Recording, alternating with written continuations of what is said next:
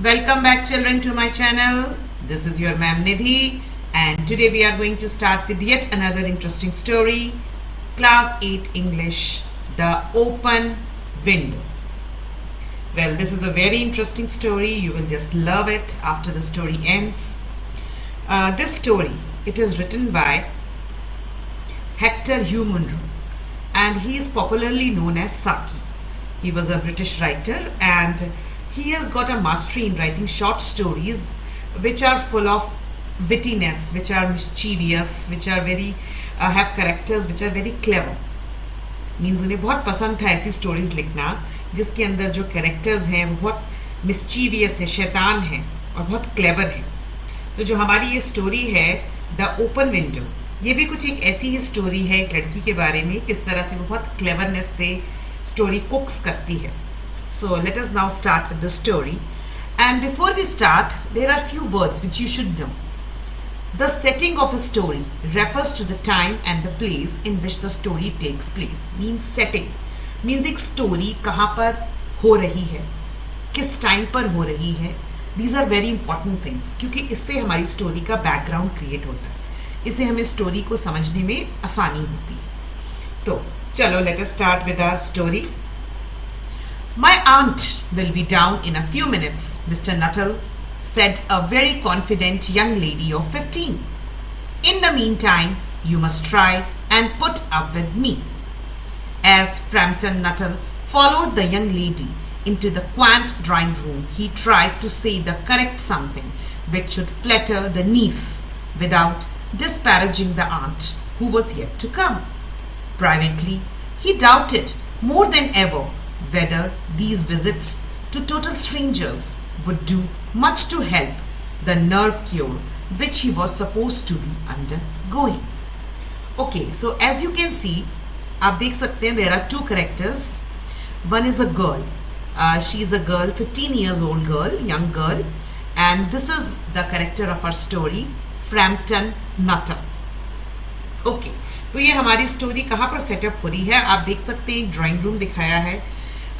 This is an open window here and background में आप देख सकते हैं ट्रीज हैं, रोड है एक, और यहाँ पर आपका एक ड्राइंग रूम में girl is standing and mister Frampton is sitting.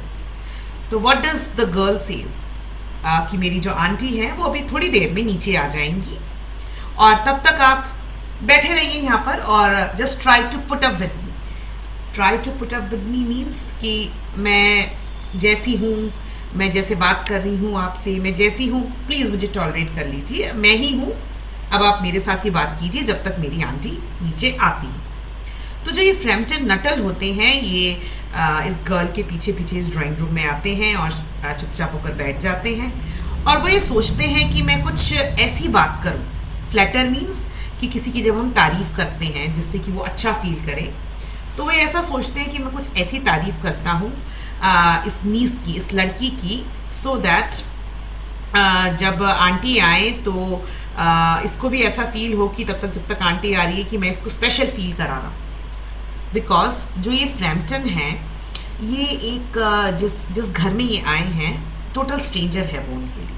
तो ये ऐसा सोच रहे हैं कि पता नहीं मैं स्ट्रेंजर्स के घर पे जा रहा हूँ और पता नहीं इससे मेरी जो एक बीमारी है नर्व क्योर ये ठीक भी होगी या नहीं होगी. Now what is nerve cure? Nerve cure एक ऐसी बीमारी होती है, एक ऐसी डिजीज़ होती है या एक ऐसी सिचुएशन होती है वेयर जो एक पर्सन होता है वो हमेशा उसको ऐसा लगता है कि वो घबराया वसा है, वो चिंतित है, बहुत ज़्यादा वरिड है और उसको ऐसा फील होता है कि मुझे ठीक होना है. सो बिफोर स्टोरी आगे चले मैं थोड़ा सा आपको इसका बैकग्राउंड समझा देती हूँ कि जो ये मिस्टर फ्रैम्पटन हैं ये एक छोटा सा एक विलेज है जहाँ पर ये हमारी स्टोरी की सेटिंग है और यहाँ पर जो ये मिस्टर फ्रैम्पटन हैं ये आए हैं अभी रहने के लिए. अब क्योंकि ये स्ट्रेंजर हैं पूरे इस गांव के अंदर तो ये डिफरेंट लोगों के घर जाकर उनसे मिल रहे हैं. ओके, और क्यों मिल रहे हैं? क्योंकि जो इनकी सिस्टर थी, अभी हम नेक्स्ट पैराग्राफ में पढ़ेंगे कि जो इनकी सिस्टर थी मिस्टर फ्रैम्पटन की वो पहले कुछ साल पहले यहीं रहकर गई थी तो वो लोगों को जानती थी. तो उन्होंने मिस्टर फ्रैम्पटन को एक लेटर्स दी थी इंट्रोडक्शन लेटर्स जिनको बोलते हैं, मतलब वो जाकर स्ट्रेंजर्स को, जो यहाँ के गांव के लोग थे, उनको दिखा सकते थे वो लेटर्स, और वो ये बता सकते थे कि मेरी जो सिस्टर थी वो यहीं रहती थी और मैं उसका ब्रदर हूँ और आप मेरे से फ्रेंडशिप कीजिए, सो दैट एक तो वो जितने भी विलेजर्स थे उनसे फ्रेंडली हो जाएं, और सेकेंडली जो इनकी ये बीमारी थी, घबराने की बीमारी, थोड़ी एंग्शियस होने वाली बीमारी थी, ये थोड़ी ठीक होती, सो दैट ये जब नए लोगों से मिलते और विलेज की अच्छी एनवायरनमेंट में, एटमॉस्फेयर में ये सब लोगों से मिलते, तो इसलिए ये सिटी से कुछ दिनों के लिए ये गांव आए हैं, विलेज आए हैं, और उसी एक प्रोसेस के अंदर एक ये घर पे आए हैं मिलने के लिए, और उस घर की जो ओनर है, जिसकी की ये नीस है, वो अभी आ रही थी ऊपर से, तो तब तक वो इस ड्राइंग रूम में बैठे हुए थे। Okay, so this is a little background of the story, और अब आगे पढ़ते हैं क्या होता है। I know how it will be, his sister had said when he was preparing to move to this little village. You will bury yourself down there and not speak to a living soul, and your nerves will be worse than ever from mopping. I shall give you letters of introduction to all the people I know there. Some of them, as far as I can remember, were quite nice. Frampton wondered whether Mrs. Stapleton, the lady for whom he was waiting with one of the letters of introduction, came into the nice division. Okay, so अभी जैसा मैंने आपको बताया, इसकी जो sister थी उन्होंने क्या बोला था इन्हें जब ये विलेज में आने वाले थे, कि मुझे पता है कि तुम अपने आप को ऐसे ही घर के अंदर बंद कर लोगे और किसी से भी बात नहीं करोगे। लिविंग सोल मीन्स किसी भी जिंदा आदमी से, लिविंग पर्सन से आप बात नहीं करोगे, और जो आपकी नर्व्स हैं, जो आपकी ये बीमारी है, जो ये प्रॉब्लम है, ये और बिगड़ जाएगी। Then ever from mopping, mopping means कि आपका जो ये बिहेवियर है अनहैप्पी होने का, नेगेटिव होने का, ये और बढ़ता जाएगा और वर्स हो जाएगा। तो मैं आपको कुछ लेटर्स दे रही हूँ इंट्रोडक्शन की, जो वहाँ पर जिन लोगों को मैं जानती थी, जाकर उनको दीजिए, क्योंकि मुझे ऐसा याद है कि वो लोग बहुत अच्छे थे। तो अब जो ये मिस्टर फ्रैम्पटन है, ये सोच रहे हैं कि जो मैं इस लेडी के घर आया हूँ, और इस लेडी का नाम है मिसेस सैपल्टन, तो वो ऐसा सोच रहे हैं कि जो मैं इस लेडी के घर आया हूँ, जिनके लिए मेरी सिस्टर ने लेटर्स ऑफ इंट्रोडक्शन दी थी, कि क्या ये भी नाइस है जैसा कि मेरी सिस्टर ने बोला है। तो let us see. Do you know many of the people round here, asked the niece when she judged that they had sufficient silent communication. So अब जो ये लड़की है, जो ये गर्ल है 15 ईयर्स ओल्ड की, अब इनको ऐसा फील हुआ कि अरे मैं तो इनसे कुछ देर से बात ही नहीं करी है, अब ये गेस्ट आए हैं हमारे घर में। सफिशिएंट साइलेंट कम्युनिकेशन मीन्स जितनी भी ज़रूरत होती है कम्युनिकेशन की, मैंने उतनी नहीं की, और हम चुप बैठे हैं बिल्कुल। तो इसलिए उसने पूछा कि आपको यहाँ के लोगों के बारे में कुछ नॉलेज है क्या? Hardly a soul, said Frampton Nuttall. My sister was staying here 4 years ago and she gave me letters of introduction to some of the people here. He made the last statement in a tone of distinct regret.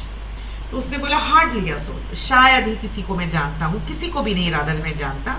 मेरी sister यहाँ 4 साल पहले रहती थी, तो उन्होंने मुझे letters of introduction दी हैं, और बस इतना ही है पता उसको। तो वो जब उसने ये स्टेटमेंट बोली, तो उसको थोड़ा सा ऐसा फील हुआ कि मैंने ये क्यों बोला। In a tone of distinct regret, tone means जिस तरह से उसने बात की, टोन बोलने का तरीका, डिस्टिंक्ट रिग्रेट मतलब उसको ऐसा लगा कि मैंने जो ये बोला था, ये मैंने गलती कर दी इसको बताकर। मैंने क्यों बताया कि मैं यहाँ किसी को नहीं जानती, but he had already said this. So let us see what happens next. Then you know practically nothing about my aunt, continued the confident young lady. Only her name and address, admitted the caller. He was wondering whether Mrs. Stapleton was married or widowed. Something about the room seemed to suggest that a man usually occupied it.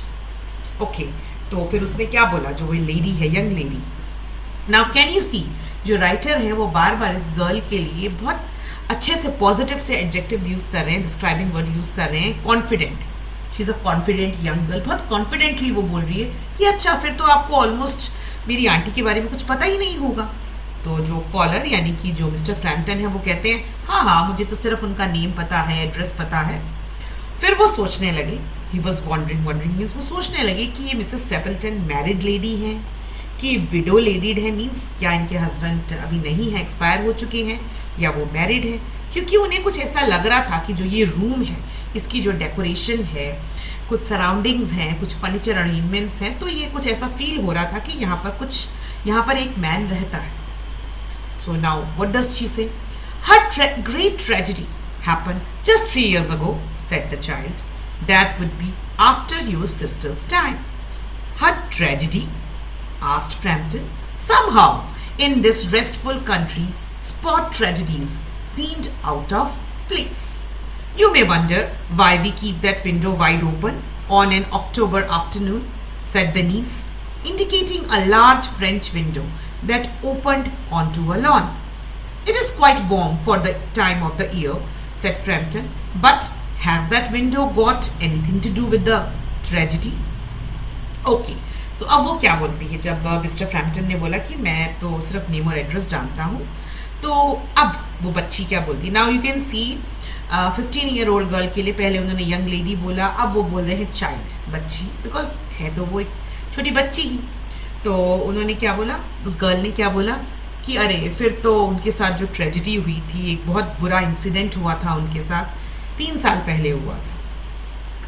और जब आपकी sister थी, जब रहती थी उससे, वो जा चुकी थी जब, तो तब की बात है, तो इसलिए आपकी सिस्टर को तो कुछ पता था ही नहीं, तो आपको भी नहीं पता है. तो फ्रैम्पटन पूछते हैं कौन सी ट्रेजिडी हुई, क्योंकि उनको ऐसा फील हो रहा था कि एक शांत सा छोटा सा गांव है, तो यहाँ पर कुछ ही ट्रेजिडीज तो मुझे लगता नहीं होती होंगी.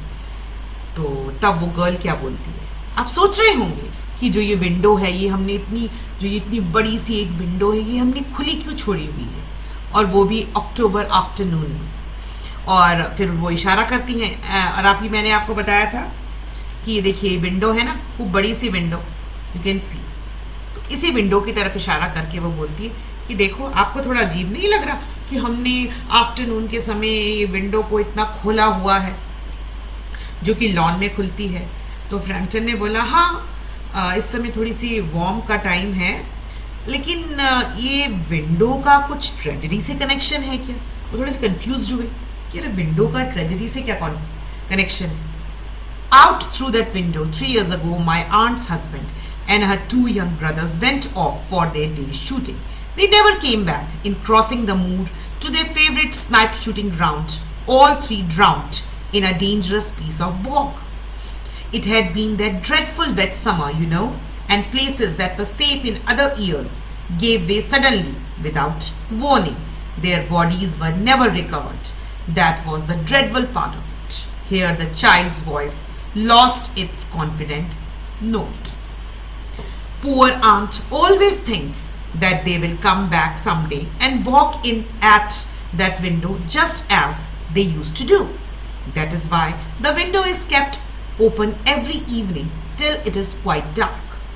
Poor dear aunt, she has often told me how they went out. Her husband with his white waterproof coat over his arm, and Ronnie, her youngest brother, singing, "Bertie, why do you bound?" as he always did to tease her, because she said it annoyed her. Do you know, sometimes on still, quiet evenings like this, I almost get a creepy feeling that they will all walk in through that window. Okay. अब जो वो girl है, 15 years old girl, वो क्या बताती है story, tragedy, क्या tragedy थी. अब वो बता रहे हैं कि जो ये विंडो है ना, 3 साल पहले क्या हुआ था, मेरी जो आंटी के हस्बैंड थे और आंटी के 2 ब्रदर्स थे, छोटे ब्रदर्स थे, वो लोग शूटिंग के लिए गए थे. Now as you all know, ये ओल्ड टाइम की स्टोरी है, तो उस समय शूटिंग करना, एनिमल्स का शिकार करना, इट वॉज ओके. तो वो लोग एज यूजुअल शूटिंग के लिए गए थे, लेकिन वो शूटिंग करने तो गए, कभी वो वापस नहीं आए.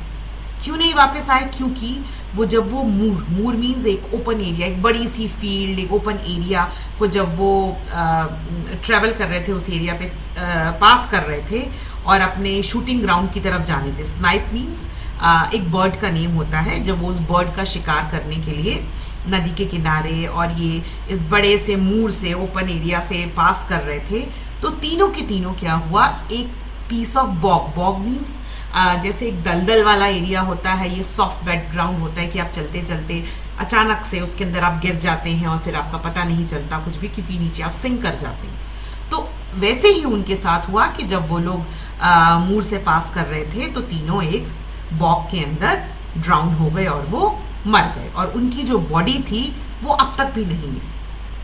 तो वैसे तो नॉर्मली इस समय ऐसा नहीं होता था कि ज़्यादातर जो एरियाज़ होते थे वहाँ पर पता होता था कि कहाँ पर डेंजरस एरिया है, तो लोग वहाँ नहीं जाते थे। लेकिन उस दिन पता नहीं क्या हुआ, विदाउट वार्निंग के, विदाउट नॉलेज के वो तीनों उसके अंदर गिर गए और उनकी बॉडीज़ जो है वो कभी मिली नहीं। तो ये बहुत एक बुरी सी बात हुई थी, ड्रेडफुल, बहुत बुरी बात थी कि उनकी बॉडी भी नहीं मिली। और जब वो ये सब सुना रही थी स्टोरी, तो उसकी जो आवाज़ थी, अभी तक हम सुन रहे हैं कि वो बहुत कॉन्फिडेंट थी, लेकिन अब वो बेचारी क्योंकि ट्रेजिक न्यूज़ सुना रही थी, ट्रेजिक एक इंसिडेंट सुना रही थी, तो थोड़ी सी वो इमोशनल हो।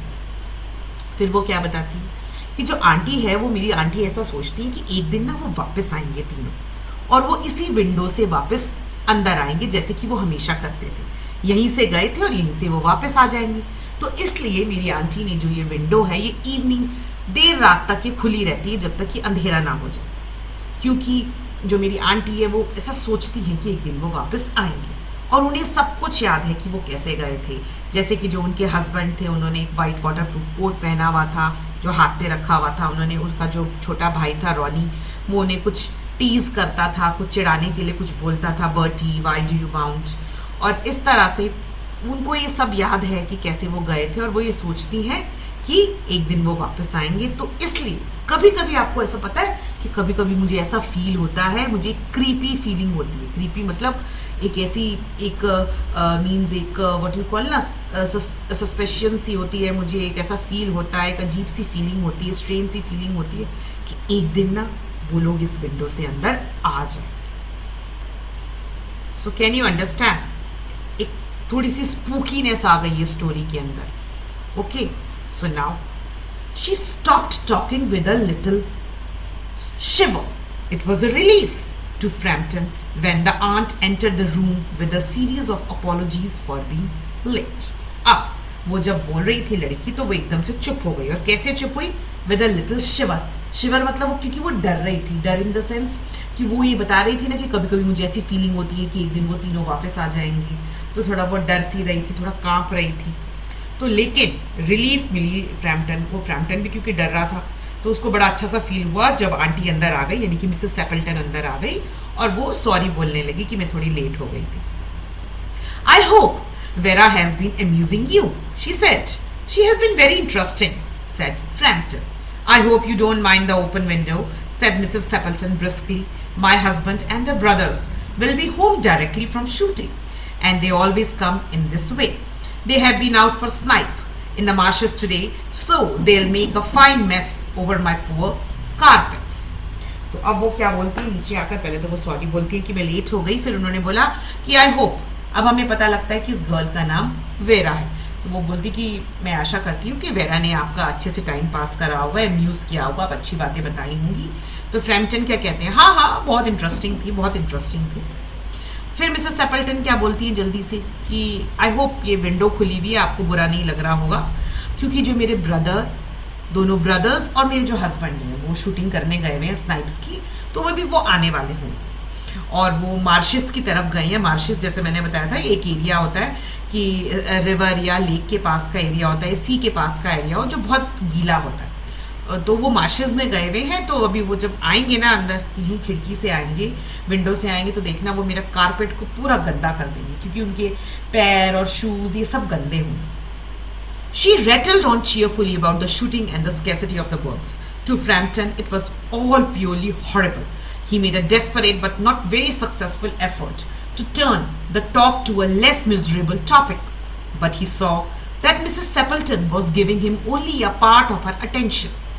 Her eyes were constantly straying past him to the open window and the lawn beyond. The doctors agree in ordering me complete rest.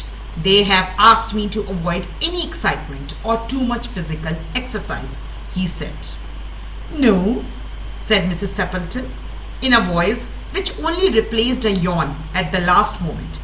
Then she suddenly brightened into alert attention, but not to what Frampton was saying.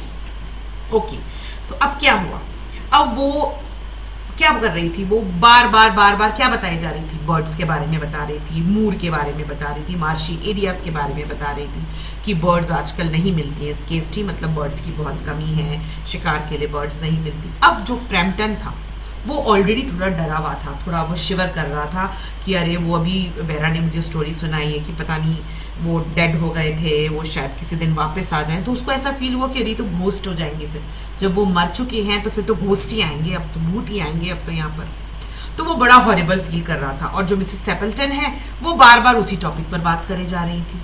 अब वो बहुत कोशिश कर रहा था कि किसी तरह से मैं अपनी बीमारी के बारे में बात करूं कि मैं क्यों गांव में आया हूं, मेरी सिस्टर ने आपका नेम दिया था, आपसे मिलने के लिए कहा था, वो ये सोच रहा है कि मैं ऐसी कोशिश करूं। लेकिन मिसेस सेपल्टन क्या है, वो उसकी तरफ ध्यान ही नहीं दे रही थी पूरा। और वो क्या कर रही थी, उनकी जो आईज थी बार बार constantly straying past him, straying past मतलब उससे नजर हटकर बार बार उनकी जो नजर थी विंडो की तरफ जा रही थी और बार बार लॉन की तरफ वो देख रही थी। अब ये देखकर जो फ्रैम्पटन थे वो और घबराने लगी, थोड़े से और उनके अंदर फियर, एक शिवर आने लगा। फिर उन्होंने दोबारा बोला कि डॉक्टर्स ने मुझे बोला है कंप्लीट रेस्ट लेना चाहिए, मुझे ज़्यादा एक्साइटमेंट नहीं लेनी चाहिए, मुझे ज़्यादा फिजिकल एक्सरसाइज नहीं करनी चाहिए। मतलब वो इनडायरेक्टली मिसेस सेपल्टन को ये कहना चाह रही थी कि अरे भाई आप अपनी कहानी मत बताइए मुझे बार बार, मैं डरा हुआ हूँ ऑलरेडी। पर वो ये कुछ सुनना ही नहीं चाह रही थी। नो तो मिसेस सेपल्टन ने क्या कहा कि वो अब क्या कह रही थी, अब वो नो बोला उन्होंने कि अच्छा अच्छा ऐसी बात है क्या। तो फिर उनका क्या हुआ, वो थोड़ी सी उबासी लेने लगी, उनकी यॉर्निंग स्टार्ट हो गई। तो तभी तभी अचानक से क्या हुआ, सडनली से उनका जो चेहरा था वो चमक उठा और एकदम से उन्होंने क्या कहा, here they are at last, she cried, just in time for tea, and don't they look as if they were muddy up to the eyes. तो कैन यू अंडरस्टैंड क्या हुआ था, वो अचानक से जोर से चिल्लाई, अरे देखो वो लोग आ गए, वो लोग आ गए, टी का समय हो रहा है, चाय का समय हो रहा है, देखो। और ऐसा लग रहा है ना कि पूरी बॉडी उनकी मड से भरी हुई है, मिट्टी से भरी हुई है, आंखों तक वो मिट्टी से भरे हुए हैं। Frampton shivered slightly and turned towards the knees, but the child was staring out through the open window with horror in her eyes. Feeling a shock of nameless fear, Frampton swung around in his seat and looked in the same direction. In the deepening twilight, 3 figures were walking across the lawn towards the window. They all carried guns under their arms, and one of them was additionally burdened with a white coat hung over his shoulders. A tired brown spaniel kept close at their heels. Noiselessly, they neared the house, and then a hoarse young voice chanted out of the dusk, I said, Bertie, why do you bound?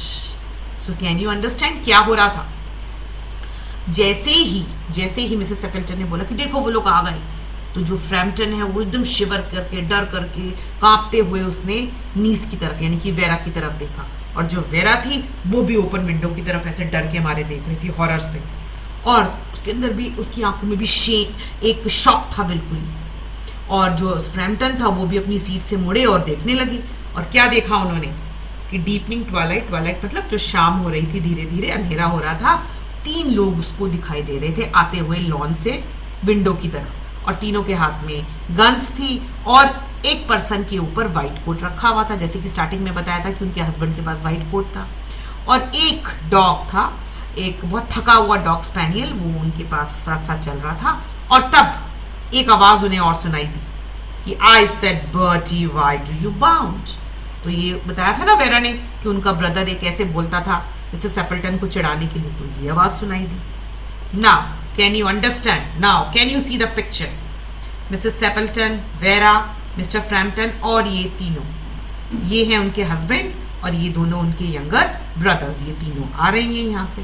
और आप देख सकते हैं इनका face कितने डरे हुए हैं। Same is the case with vera. जो मिसेस सेपल्टन है वो बहुत खुश है। तो अब क्या हुआ, Frampton grabbed wildly at his stick and hat and ran. A cyclist coming along the road had to run into the hedge to avoid the imminent collision. क्या हुआ, अब तो फ्रैम्पटन को कुछ समझ नहीं आया, वो इतने डर गए थे, उन्होंने फटाफट अपनी स्टिक उठाई, एक स्टिक लेकर आते थे चलने के लिए, और अपनी हैट उठाई और दौड़ पड़े घर से बाहर। और रास्ते में एक साइकिलिस्ट आ रहा था, एक साइकिल पे पर्सन आ रहा था, बेचारी उसकी भी टक्कर लगने वाली थी, वो बेचारा हेज मतलब बुशेस की तरफ चला गया, नहीं तो टक्कर हो जाती, इमिनेंट मतलब टक्कर होने ही वाली थी। तो बेचारा साइकिलिस्ट तो बुश की तरफ गिर गया और ये फ्रैम्पटन वहां से दौड़कर भाग गए। Here we are, my dear, said the bearer of the white coat, coming in through the window. Fairly muddy, but most of it's dry. Who was that who dashed out as if we came up? तो अब जो bearer of the white coat, bearer मतलब जिसने white coat लिया हुआ था, पहना हुआ था, वो अंदर आए और उन्होंने क्या बोला, here we are my dear, कि देखो हम लोग आ गए और देखो हम थोड़े से मडी तो हैं, लेकिन गीले वाली मड नहीं है, थोड़ी ड्राई मड है। लेकिन वो कौन था? वो ऐसे एकदम दौड़ता हुआ भागता हुआ चला गया। A most extraordinary man, a mister Nuttall, said Mrs. Sappleton. He could only talk about his illness and went off without a word of goodbye or apology. When you arrived, one would think he had seen a ghost. तो Mrs सेपल्टन क्या कहती हैं कि अरे पता नहीं एक extraordinary सा मैन था, एक अजीब सा मैन था, कोई मिस्टर नटल थे और वो बार बार अपनी बीमारी के बारे में ही बोलते जा रहे थे। ना तो उन्होंने मुझे गुड बाय बोला, ना उन्होंने सॉरी बोला मुझे कि मैं जा रहा हूँ अचानक से। पता नहीं, अजीब से थे वो और मुझे ऐसा लगता है उन्होंने शायद किसी भूत को देख लिया है, किसी घोस्ट को देख लिया। तो अब वो नीस यानी कि ये वेरा क्या बोलती है, I expect it was the spaniel, said the niece calmly. He told me he had a horror of dogs. He was once hunted into the cemetery somewhere on the banks of the Ganges by a pack of stray dogs and had to spend the night in a newly dug grave with the creatures grinning and foaming just above him, enough to make anyone lose their nerve. So, अब वो vera क्या बोलती है कि मुझे ऐसा लगता है आंटी कि ना वो डॉगी आ रहा था ना स्पेनियल, उसकी वजह से वो भाग कर गए, क्योंकि उन्होंने मुझे अभी बताया था कि उन्हें ना डॉग से बहुत डर लगता था। क्यों डर लगता था?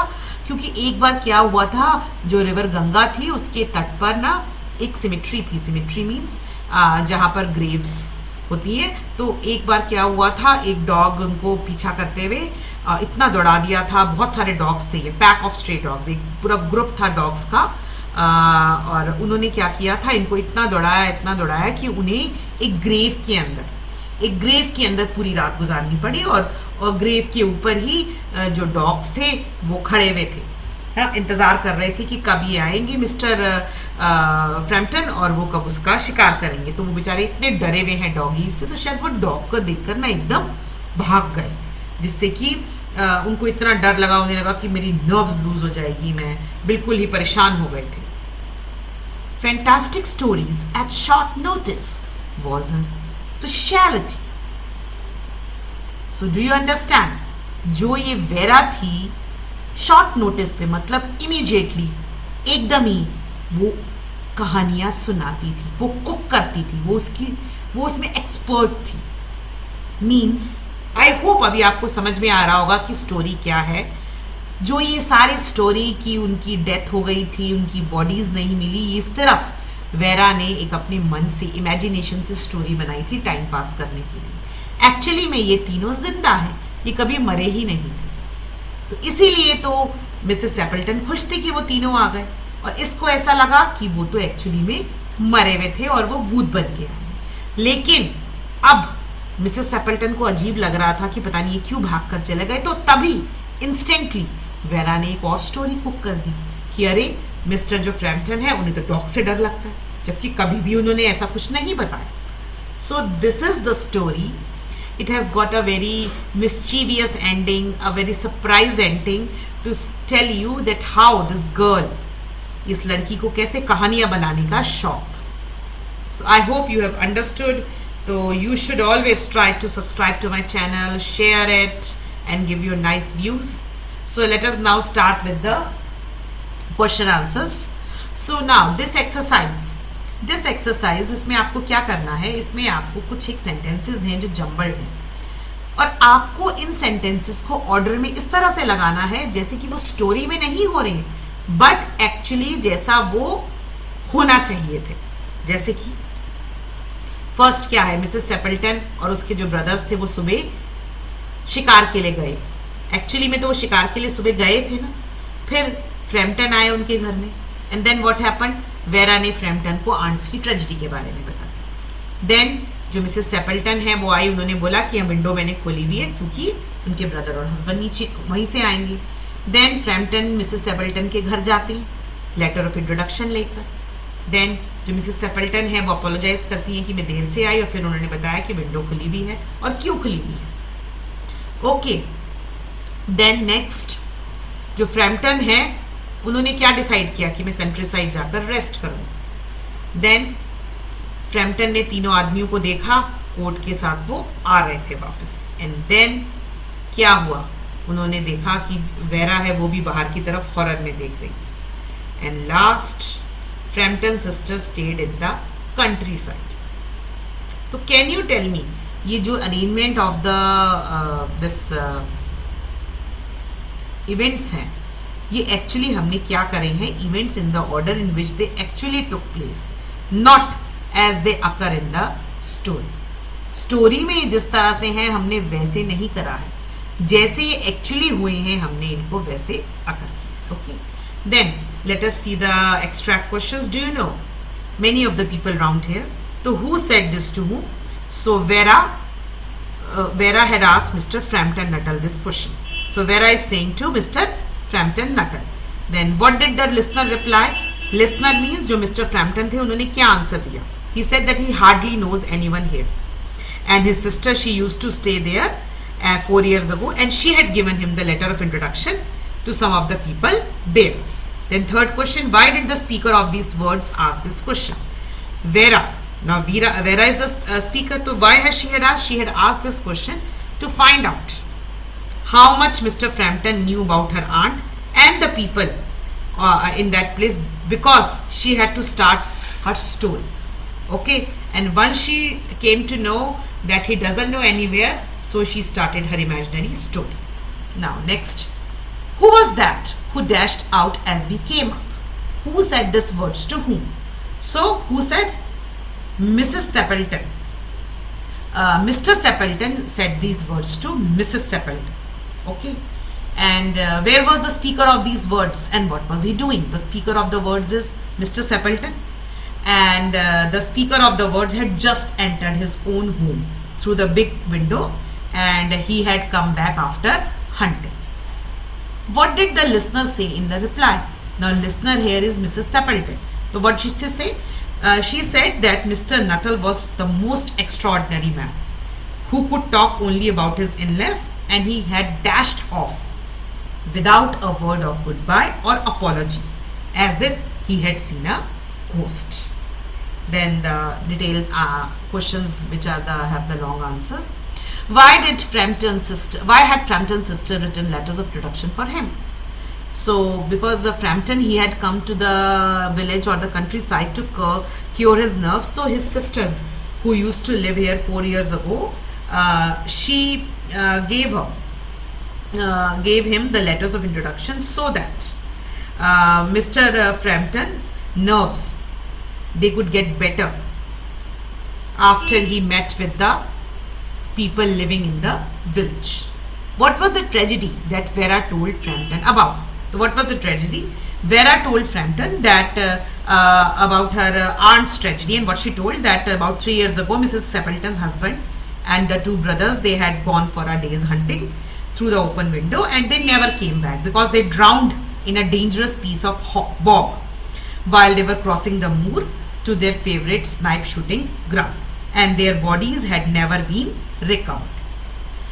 Why and how did Frampton try to change the topic of Mrs. Sappleton's conversation? Now Mrs. Sappleton, she talked cheerfully about the open window and about how her husband and brothers, they have gone for shooting.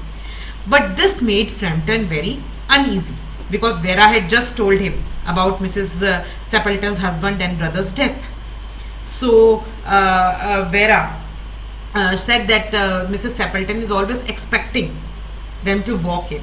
So Frampton, he was a little afraid and little shivering, so that's why he wanted to change the topic. How did Vera's behavior add to the story she had told Frampton? So what happened?